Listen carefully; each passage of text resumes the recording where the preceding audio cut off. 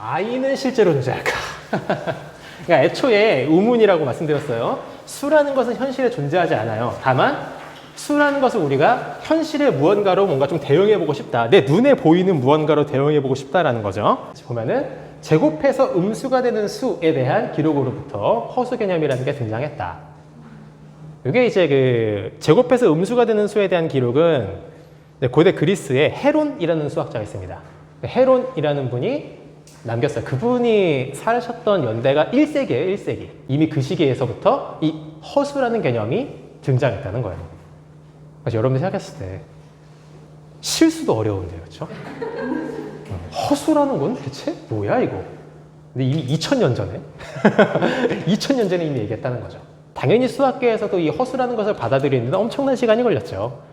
그러다가 이제 허수가 언제 본격적으로 이제 다뤄지기 시작을 하냐면 방정식이라는 개념이죠. 방정식에서 3차 방정식에 대한 연구가 한창 이루어지던 그 시기에 이 I라는 게 등장합니다. 여러분들이 제가 이제 쓰는 거는 뭐 꼭 알아들으시지 않으셔도 상관없어요. 이제 뭐 곧 중학교 때 이런 거를 배워요. 혹시 기억하시는 분 있을까요?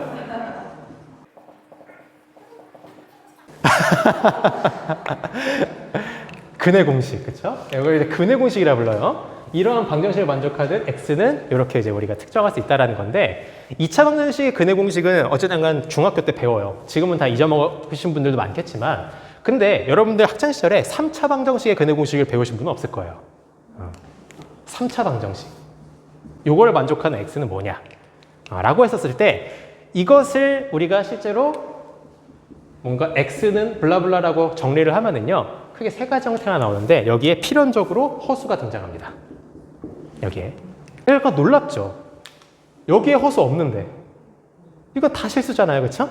그래서 카르다도라든지 타르탈리아라든지 이때부터 요 허수라는 것에 대해서 연구가 시작이 된 거고 허수라고 이제 이름을 명명 지은 사람은 르네 데카르트라는 수학자가 있어요.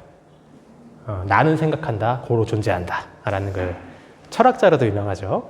르네 데카르트가 이미지너리 넘버라고 해서 이제 허수라는 이름을 지은 탓에 우리는 이제 허수라고 부르는 거예요. 그러니까 참 그 명명 센스가 좀 아쉬워요. 애초에 수는 뭐다? 수는 애초에 존재하지 않아요. 다만 우리가 대응에 대해서 생각할 뿐인데 이거를 굳이 허수라고 이름 짓고 그 중에서 실수라고 이름 지으니까 마치 허수는 정말 존재하지 않는 개념, 얘는 존재하는 게 이렇게 받아들여지잖아요. 근데 그건 아니라는 거죠. 이렇게 해볼까요? 무언가를 제곱했었을 때 1이 되는 x는 뭐냐? 라고 하면 플러스 1도 있고 마이너스 1도 있어요. 마이너스 1을 제곱해도 1이 되고 1을 제곱해도 1이 되죠? 그러면 얘를 제곱해서 마이너스 1이 되는 건 무엇이느냐? 라고 하면 사실 2차 방정식에서도 허수가 등장한다는 거죠. 실제로 얘는 뭐가 되냐면 플러스 마이너스 루트 마이너스 1이 돼요. 근데 이걸 그냥 i라고 쓸게요. 이렇게. 그러니까 어감이 그렇다 뿐이지 우리가 뭐 방정식을 풀든 요새 이제 현대적 응용 수학 같은 경우는 허수가 뭐 비일비재하게 등장합니다. 뭐 파동을 연구하려고 해도 그렇고, 하물며 뭐 컴퓨터 프로그래밍을 할 때도, 뭐 회전 변환을 할 때도 항상 i는 쓰이고요. 허수는 실수만큼이나 많이 쓰입니다. 그쵸. 맞아요. 회로는 처음에 필요에 의해서 만들었다고 보기는 힘들어요. 수학 이론들은 늘 그래요. 이론 뭘까라는 그냥 그 호기심 있죠? 호기심에서부터 연구를 한 결과물들이 대부분이에요. 뭐 예를 들면은 뭐 미분적분이라는 개념 있잖아요. 여러분들 아마 이제 휘발되실 수 있겠지만 미적분이라는 개념이 그 원초적인 개념 그것이 언제 처음 등장했냐라고 하면은 기원전 200년대예요. 그때 이제 아르키메데스라는 또 3대 수학자 중에 최고봉이죠. 그분이 과연 그 시기에 필요해서 그거를 만들었을까요? 아니라는 거죠.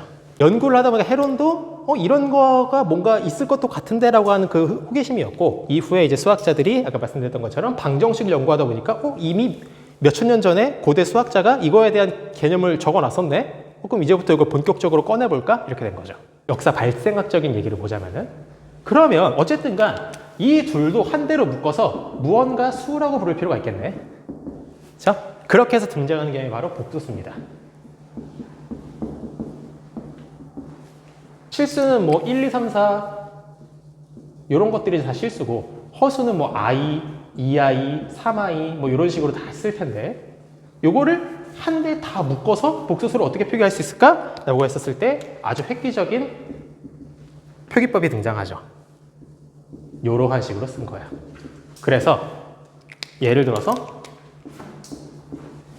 B가 0이다. 그러면 실수가 나와요. A가 0이다. 그러면 허수가 나와요. 그래서 이 하나의 표기법으로 실수와 허수를 모두 표현할 수 있게 된 거죠. 이 복소수라는 게 등장했는데 당연히 수학자들이 이 복소수에 대해서 실제하는 그런 모델을 찾고 싶었겠죠. 아까 그 음수에 대해서 얘기를 했다시피 그러한 허수를 무언가 눈으로 볼 수 있을 만한 모델을 제시한 분이 바로 가우스예요. 그래서 오른쪽에 제가 복수평면이라는 말을 썼잖아요. 이거를 다른 말로 가우스 평면이라고도 부릅니다. 이게 뭔지를 보면은 우리가 실수라고 하는 대상을 뭘로 인식을 했어요? 결국에 수직선이라고 인식을 했었죠. 그렇죠? 그래서 여기 점에 찍히는 모든 위치값들, 이 좌표들은 전부 다 각각에 해당하는 어떤 실수로 대응을 시킬 수가 있거든요. 그런데 여기다가 이제 가우스는 뭐냐면은 야, 이거 가지고는 허수가 인식이 힘들어. 여기에서는 허수를 찍어보기 어렵더라. 그래서 어떻게 한 거냐면 하나의 축을 더 만든 겁니다. 이것은 허수라고 해서 여기에 i, 2i, 3i, 여기 마이너스 i, 마이너스 2i, 마이너스 3i 이런 식으로 쭉 허수축을 만들어 버린 거예요. 예를 들어서 1 곱하기 i 곱하기 i가 뭘까? 얘는 결과적으로 i의 제곱이 되기 때문에 마이너스 1이거든요. 여기에 플러스 1이 있었어요. 여기 마이너스 1이 있어요. 그러면 1에서 i를 곱하면 요 둘의 곱셈 결과는 i가 나와요. 플러스 i가. 그것은 어떻게 된 거냐면 처음에 여기 1이라는 것이 여기로 위치가 이동한 거예요. 이렇게 회전을 한 것이죠. 90도만큼 회전 이동을 한 거예요. 그리고 거기다가 한 번 더 i를 곱하면은요, 또 한 번 더 90도만큼 회전을 한 것이죠. 하면은 마이너스 1이 나와요. 그러니까 허수를 곱한다는 행위는 이러한 복수 평면에서 90도씩 회전 이동하는 것으로 해석할 수가 있다는 거죠. 그러면 뭐다? i의 제곱이 마이너스 1이라는 것도 나오고요. i의 4제곱이 플러스 1이라는 것도 자연스럽게 받아들일 수 있어요. 4번 가면 다시 원상 복귀하죠. 그래서 i를 4번 곱하면 양수인 플러스 1이라는 실수를 얻는다라는 것도 실제로 저렇게 됩니다. 이거를 가시적으로 설명할 수 있다는 것이죠. 어렵죠? 야, 그럼 복소수 2 플러스 3i 이러한 것은 어디 있는 거야? 라고 하면은 여기에다가 2를 찍고 3i를 찍고 요로 만나는 요 점이 바로 요거예요. 그러니까 뭐다? 수직선으로 우리가 실수의 위치를 파악을 했다면 요 복수 평면으로서 우리는 복소수의 위치를 파악할 수 있다는 거죠. 물론 뭐 이것도 마찬가지입니다. 가우스 혼자서 요 복수 평면을 만들었느냐? 그건 아니에요. 카스파르 베셀. 카스파르 베셀도 사실은 요거에 대해서 연구를 했는데 근데 이제 가우스가 워낙 그 메인 파워가 세서 그래서 우리 뭐다? 이 복소수라는 것도 가시화시킬 수 있는 모델을 알므로써 수학자들은 온전히 허수라는 것도 받아들일 수가 있게 된 것이고 연구가 본격적으로 이루어진 겁니다. 그러니까 여러분들이 뭐 자녀든 손자, 손녀든 고등학생이면 이제 복소수를 배우거든요. 근데 이제 걔들은 이걸 몰라요. 여러분들이 봐봐라. 그래서 나서 그렇게 그려놓고서 요거는 실수, 요거는 허수야 이러면서 너가 알고 있는 1 플러스 i는 여기 있어. 이렇게 딱 해주면은 와! 이렇게 되는 것이죠. 질문 있습니까? 2 곱하기 3i요? 가능하죠. 2는 어디 있었어요? 여기 있었죠? 그렇죠?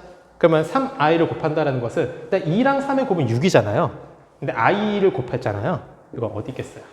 90도만큼 회전시키면서 6의 위치 저기 가서 6i가 찍히는 것이죠. 그러니까 이 둘의 절대적인 값의 크기는 6이고 i가 곱해졌으니까 90도 회전시켜서 이 결과는 6i다. 혹시 주제, 질문 있으신 분? 자, 그래서 오늘 마지막 주제를 슬슬 할 텐데 이 마지막 주제가 좀 길어요.